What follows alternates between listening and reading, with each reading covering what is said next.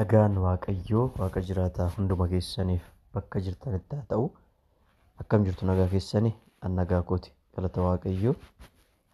Xiqqoo sagaleen koo sirrii miti. Baadiyyaa miishinii irra turre, dhuga baatirra turre xiqqoo waanidhaanis jamaadhaanis lallabarra turre sagaleen koo xiqqoo kanaaf cufamee asumaanan dhiifama siin gaafadha. Waaqayyoo yeroo gaarii nuu kennaa ture. Yeroo gaarii Waaqayyoo dabarsee nuu kennee lubbuu baay'ees dabarsee nuu kenneera. Egaa galanni Waaqayyoof haa ta'u. Isa Waaqayyo fuulduraa fudhattu waan ta'eef eenyuun jettanii galanni Yesuus Kiristoosiif haa ta'u. Egaa ergaa Yohaannis erge qo'ataa jirra. Achi keessattuu waa'ee kadhataa ilaalaa jirra. Waa'ee kadhataa yeroo darbee kutaa 24 egaa wanti nuti kaasnee jira. Akka macaafa qulqulluutti namoonni Waaqayyoo maaliif kadhatu? Namoonni Waaqayyoo yookaan amantoonni yookaan kiristiyaanni daagim የተወለደ ክርስቲያን እንደ መጽሐፍ ቅዱስ ለምንድን ነው የሚጸልየው? ማሊፍ kadhata kan jedhu wantoota ijoo ta'an egaa ilaalaa dhufneerra. Naannoo kutaa 22 kaasee na fakkaata I think. Tokkoffaa Waaqayyo waan isaan ajajeef jennee ilaalleerra. Ajaja Waaqayyooti. That is commandment. Ajaja bakka kun wanta san kiristiyaanni tokko raawwachuu qaba bakka ajaja. Lammaffaarratti amantoonni karaa ittiin waan Waaqayyo isaanitti dubbate ittiin dhaalan waan ta'eef. Wanti Waaqayyo nutti dubbate, wanti Waaqayyo waadaa nuu gale karaa raajotaa ta'uu danda'a, karaa abjuu ta'uu danda'a, karaa macaafa qulqulluu ta'uu danda'a. Haati farbicha maqaa Waaqayyootiin warra nagadan hin jennan. Warra maqaa Waaqayyootiin warra cal jedhanii otoo Waaqayyoon dubbatin miira isaanirraa immooshinii isaanii warra nutti dubbatanii tun taane ergaa Waaqayyo nutti dubbate isa qulqulluu san isa bira karaan ittiin geenyu kadhata jedhama obboloota ko. Kanaaf akka macaafa qulqulluutti namoonni Waaqayyo maaliif kadhatu jennee lammaffaasaa amantoonni karaa ittiin waan Waaqayyo isaanitti dubbate dhaalan waan ta'eef jennee ilaalle. Sadaffaarratti karoorri fayyisuu Waaqayyo hojiitti kan hiikamu karaa kadhata saba Waaqayyooti. Karoorri fayyisuu Waaqayyo hojiitti kan hiikamu karaa kadhata saba Waaqayyooti. Waaqayyoon nama fayyisuu barbaada, namaanis fayyadama Waaqayyo obboloota ko. Namaanis fayyadama. Ana fayyadama, isinitti fayyadama. Inni arfaffaan akka macaafa qulqulluutti namoonni Waaqayyo maaliif kadhatu kan jedhu torbee darbe kan kaasne keessattuu fedha Waaqayyoo keessatti argamuun kadhatamuu qaba. Kadhanni tokko kadhatamuu qofa miti kan qabu. Fedha Waaqayyoo keessatti argamuun kadhatamuu qaba. Kanaaf namni tokko kadhachuunsaa fedha Waaqayyoo jiraachuu isaatiif keessa jiraachuu isaatiif approvalii miti. Garuu namni tokko gaafa kadhatu fedha Waaqayyoo keessa taa'ee kadhachuu qaba. Jilbeeffachuu kootiin dura ani fedha Waaqayyoo keessa jira. Yaadni koo yaada Waaqayyoo keessa, fedha Waaqayyootiif ani koomitimentii nan qaba. Ilaalcha jedhu keessa namni tokko jiraachuu qaba.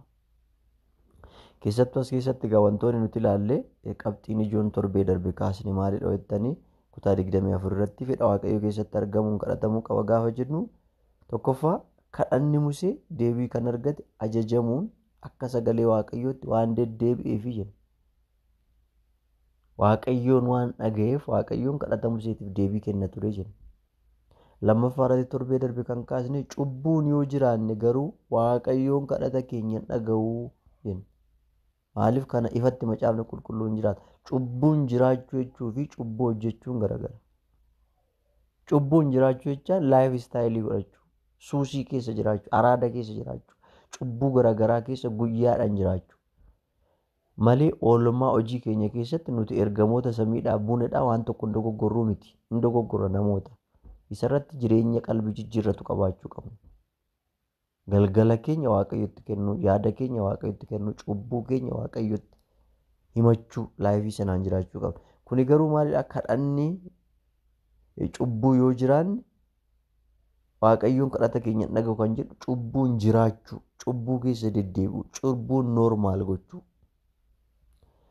Inni sadaffaan torbee darbe kaafne Waaqayyoon Israa'eloonni yeroo waaqa tolfamaa waaqessan kadhata isaanii dhaga'u ture yookaan hin dhageenye. Yiliq diinatti kennaa ture. Takka mootii Baabiloonitti isaan kenna. takka Asoorotatti isaan kenne, takka Filisxeemotatti isaan kenne, takka naannoo isaanii mootummoota buufatan diinota isaanitti dabarsiisaan kenne. Gaafa isaan Waaqayyotti dugda galan, gaafa isaan Waaqa tolfamaa waaqessan, gaafa isaan karaa Waaqayyo irraa golan. Kanaaf obboloota koo kadhachuu keenyan dursaa laayif istaayilii keenya ilaaluu qabna, jireenya keenya ilaaluu qabna, deddeebii keenya ilaaluu qabna.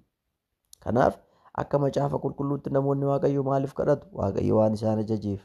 Amantoonni karaa ittiin wanta Waaqayyo isaanitti dubbate dhaalan waan ta'eef, karoora fayyisuu Waaqayyo hojiitti kan hiikamu karaa kadhata saba Waaqayyo waan ta'eef, fedha Waaqayyo keessatti argamuun kadhatamuun barbaachisaa waan ta'eef.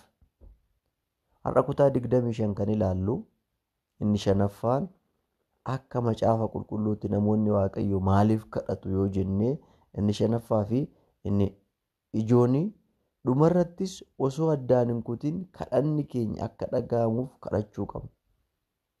Kadhanni keenya mataan isaa immoo akka dhaga'amuuf otoo addaan hin kutin kadhachuu qabna. Otoo maal hin godhin? Addaan hin kutin. Ishi barumsa keenya har'aatti seenuu keenya ni gaa dursaa mee kutaa tokkoon dubbisa. Kutaa tokko dubbiseen isarratti xiqqoo kadhannee Waaqayyoon immoo akka nu barsiisu goona. Maatewos boqonnaa 7 lakkoofsa 7-8 akkas jedha. Wangeela Maatewos boqonnaa 7 lakkoofsa 7-8. Yesuus itti fufee jedha. Kadhadhaa isiniif hin kennama. Barbaadaa hin argattu. Balbala rukutaa isiniif hin banama. Kan kadhatu hundinuu hin fudhata. Kan barbaadus hin argata. Balbala kan rukutuufis hin banama. Haa kadhannu Waaqayyoon.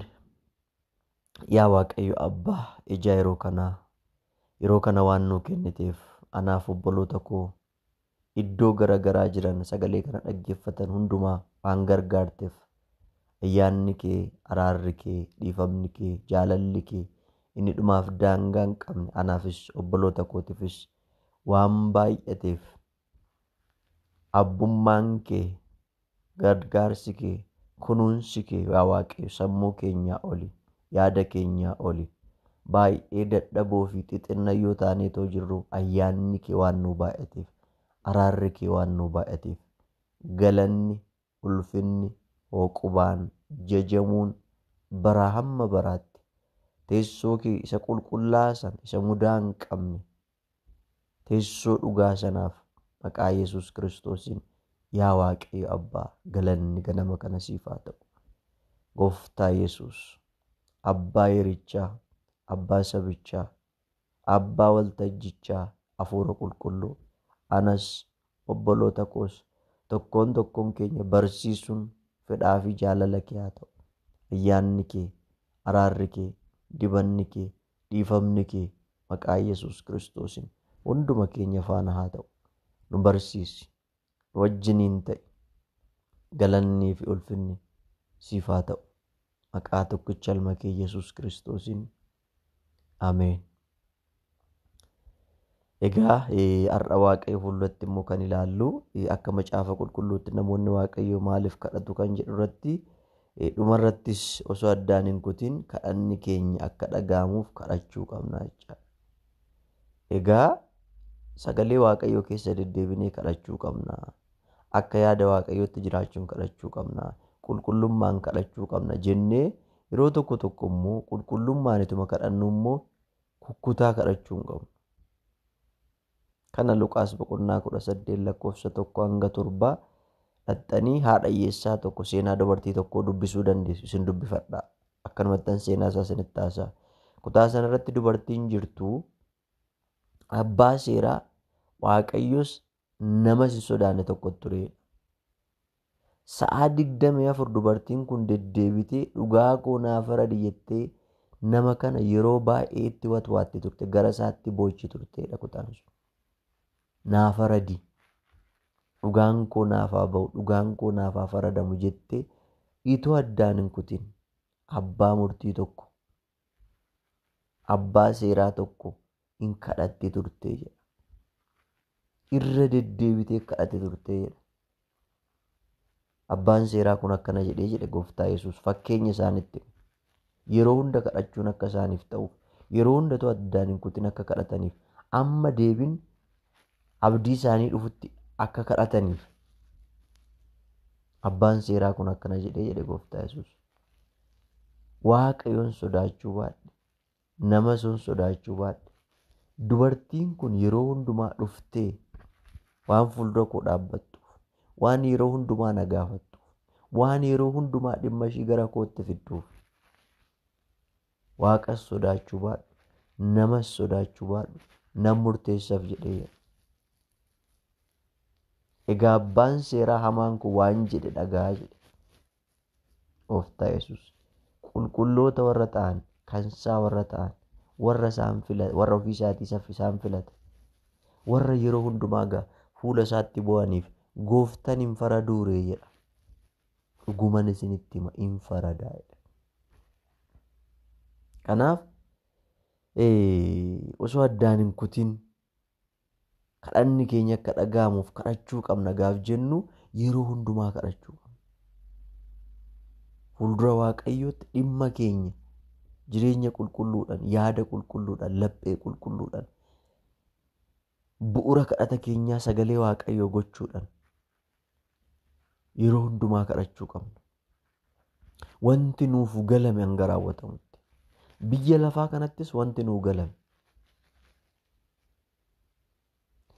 biyya lafaa kana gadhiisnee gaafa deemnus immoo dhaaltuu mootummaa Waaqayyoo akka taanuuf fedha keenya dabarfamnee akka hin kennine afaan bineensichaatti dabarfamnee akka hin kennine yaadni Waaqayyoo akkuma nurratti eegale nurratti xumuree yaadni Waaqayyoo jireenya keenya keessatti raawwatee dhumarrattis dhaaltuu mootummaa Waaqayyoo akka taanuuf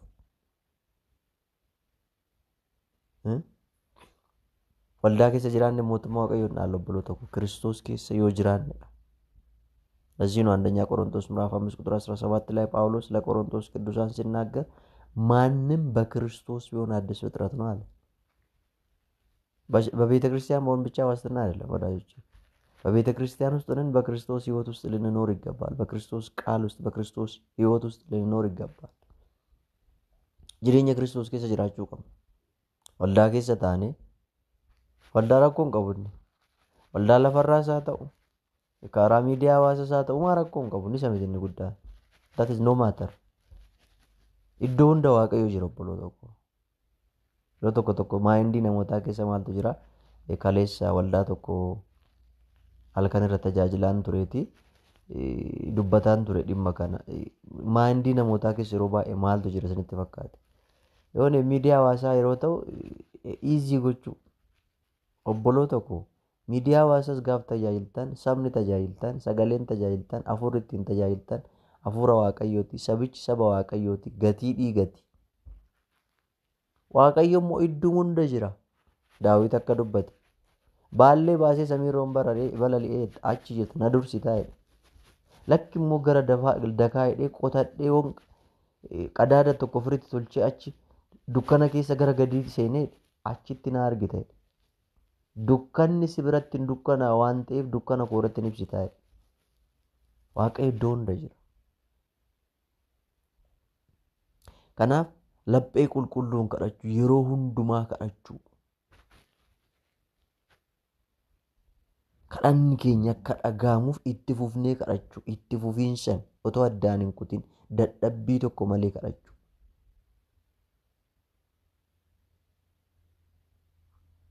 Inni kan biraa yeroo hundumaa kadhachuu qofa otoo hin taane immoo kadhachuu barbaaduu balbala rukutu. Kuni sadanuu wanta mataasaa danda'edha. Kadhachuu barbaaduu waan tokko kan barbaadame amma argattanitti. Hojii tokko ta'uu danda'a, mana keessatti meeshaa barbaaddan tokko ta'uu danda'a, wanta isin jalaan bade tokko ta'uu danda'a.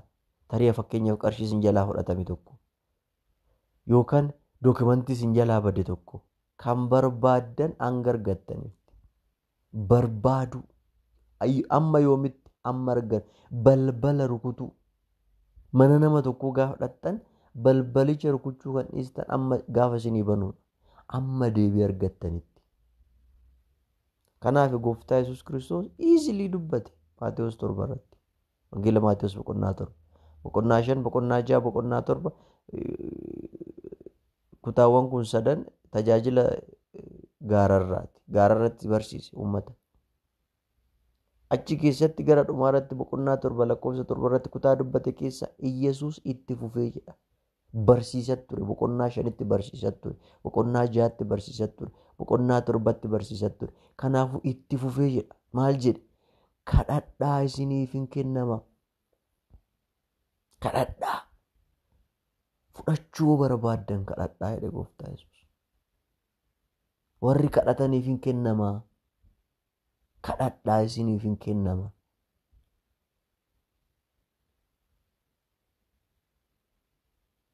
Isiniif maal ta'a? Isiniif hin kennama. Garuu maal godhaa? Kadhadhaa. Barbaadaa.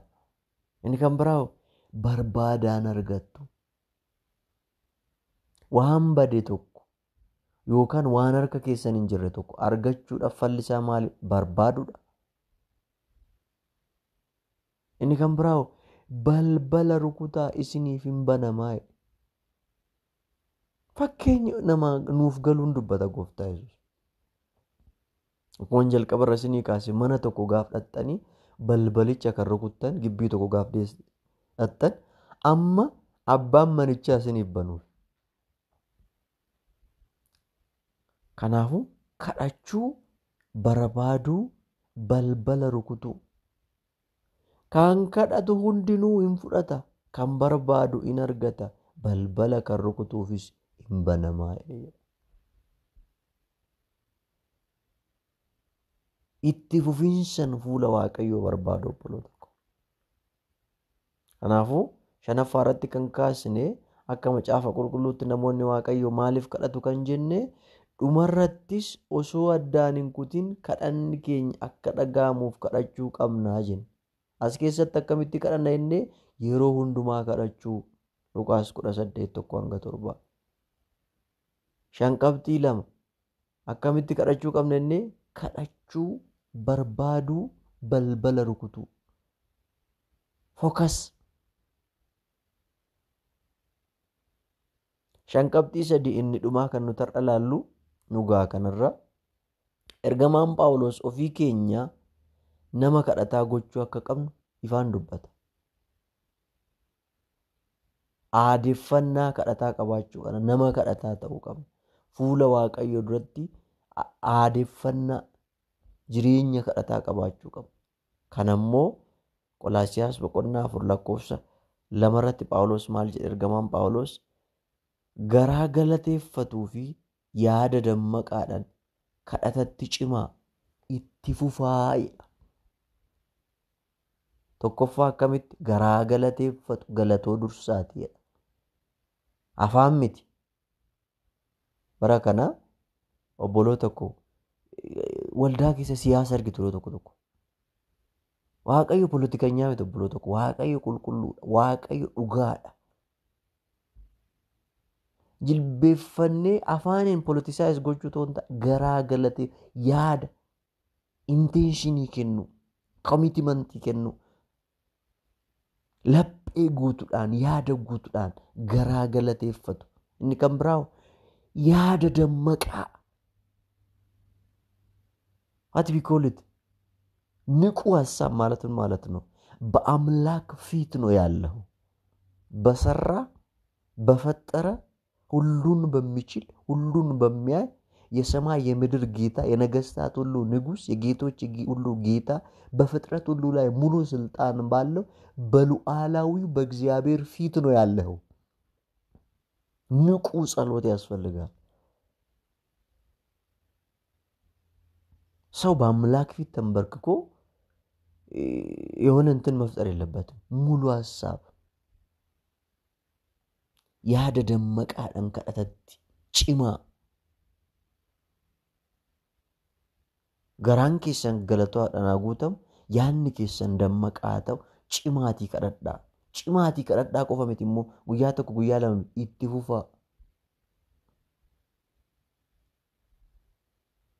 Inni kan biraa tokkoffaa Tasalonqee boqonnaa 5:17 Phaawulos maal jedhee dubbata? Qulqulloota Tasalonqeetiif ergaa isaa duraa irratti gaafa dubbatu kadhata keessan ittuma fufaa malee hin dhiisinaa jedha. Maaliif? Kun ditteelii ibsa biraa barbaada waan ta'eef Tasalonqee keessa amantoonni jiran Phaawulos biyaansi beektonni macaafa qulqulluu akka dubbatanitti amantoota 7 jedhama. Jalqaba yeroo achii bahu. Kana jechaan isa ajjeesuudhaaf jennaan dafee disaayipilitoon godhin bahe. Qorontos yeroo seenu tokko magaala Giriikii kibba Giriikii gaafa seenu bara 50 seenee 52tti bahe waldaa pilaanti godhee bahe. Gaafa Qorontos seenu waggaa 1 fi ji'a 6 isaan bira ture disaayipil godhee bahe. Efesoon waggaa 3 ture. As garuu Tasalonqee gaafa seenu ajjeesuudhaaf itti kaanan waan baheef amantoota corqaadha. Garuu maal jedhaanii kadhata keessan itti fufaa malee hin dhiisinaa gaaf jedhu waan isaan dhiisisu ture. Chaalenjii gurguddaatu ture iddoo sana. Haala ulfaataa keessatti kadhachuu. Waan hundumaa Waaqayyoon galateeffadhaa. Waan hundumaatti Waaqayyoon galateeffadhaa. Waaqayyo karaa Yesuus Kiristoos kana gochuu keessan hin fedhaa. Kana immoo Waaqayyotu fedhaa. Kadhata keessan dhiisuu qofa otoo hin taane itti fufuun gaariidha. Hin dhiisinaa sirriidha. Garuu yeroo kadhattan immoo waan hundumaatti Waaqayyo galateeffadha. Afaan galateeffataa qofa miti. Jireenya galateeffataa. Jireenyi. Isa obboloota koo lola keenya kan lola. Jireenyi keenya galatoon gaaf guutamu. Maaliif jedha Phaawulos kana? Waaqayyoon karaa Yesuus Kiristoos kana gochuu keessan hin fedhaa. Kanaaf macaafa kakuu moofaa keessatti qulqulloonni osoo addaan hin kutin akka kadhannu barumsa kana nuuf kennu jechuudha.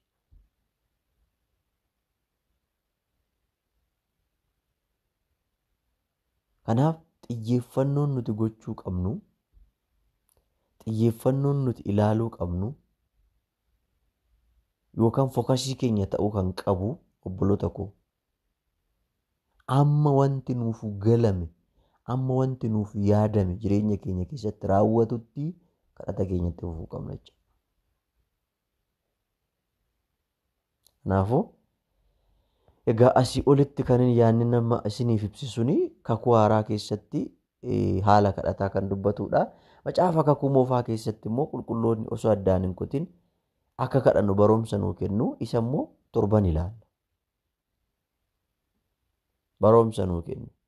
Barumsi isaan nuu kennan maalidha kan jedhu Museen akkamitti kadhatee, Eeliyaas akkamitti kadhatee, dubartiin Saraabxaa sun akkamitti kadhattee mootota isa duraa boqonnaa 17 kan jirtu wantoota kana ilaallaa jechaadha.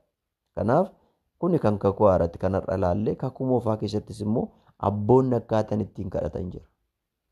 Maaliif Ooldi Teestimantiis dhaqaa, Niiw Teestimantiis dhaqaa warri jijjiirama fidan warra otoo addaan hin kutin Waaqayyoo fuulduratti kadhatanidha. Jireenya qulqulluudhaan, yaada qulqulluudhaan, sagalee Waaqayyoo beekuudhaan, sagalee Waaqayyootiif komitimantii kennuudhaan. Isiniin jedhaa Waaqayyoon bara keessan, jireenya keessan, tajaajila keessan haa eebbisu. Eebbifama barnoonni keenyattuma fufaa, dhaggeeffadhaa, namoota kaaniif sheer godhaa. Gaaffii yoo qabaattan weelkaam. Kanan beeku isiniifan deebisaa. Kanan hin beekne immoo abboota jireenyaan sagalee Waaqayyootiin narra bilchaatan naannoo koo jiran gaafadhee deebiin isiniif kennaa. Ayyaanni Waaqayyoo, araarri Waaqayyoo, gargaarsi Waaqayyoo, eebbi Waaqayyoo dhumaa fi daangaa hin qabne mana jirtan, gola jirtan, iddoo jirtan, haala jirtan keessatti maqaa Iyesuus Kiristoosin isiniif haa baay'atu. Nagaan, boqonnaan, aara galfiin eebbi Waaqayyo irraa ta'e biyya keenyaaf, addunyaadhaaf karaa Kiristoos Iyesuusin maqaa Iyesuusin haa ta'u. Eebbifamaa, eebbafillee ta'aa. Turtii gaarii. Kutaa 26 torban har'aa macaafa kakuu moofaa keessatti qulqulloonni osoo addaan hin kutin akka kadhannu barumsa kana nuuf kennu. Barumsi isaan nuuf kennan maalidha kan jedhu immoo torban dhufu laallaa. Kadhata keessaniin yeroo hundumaa nu yaadadhaa. Daqiiqaa 5 yoo ta'e kadhanni keessan Waaqayyo fuulduratti simboo qaba waan ta'eef ivaanjelizimiidhaaf hin deemna, dhuga baatiidhaaf hin deemna, magaala keessatti baadiyyaa keessatti waan ta'eef gargaarsi waaqayyoo nu faana akka ta'uuf nu kadhadhaan isiniin jedhaa. Eebbifamaa.